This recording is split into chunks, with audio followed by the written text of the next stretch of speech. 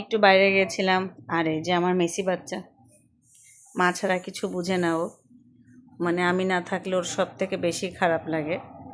আমি এসছি, আর এই যে এখন সে আমার কাছে ছুটে চলে এসছে। কি মা? মেসি কি বাবা? ওরে বাবা, আমার শোনো বাচ্চা থাক। এই যে ওই আমি ছাড়া কিছু বুঝে না। এই যে ও এখন আমার কাছেই থাকবে এভাবে। এই যে ওর খুব শান্তি, মা পেলে ওর আর কিছু দরকার নেই, তাই না মা? এই যে আমার মেসি বাচ্চা, ও খুব ঠান্ডা আর খুব ভালো, তাই না মা?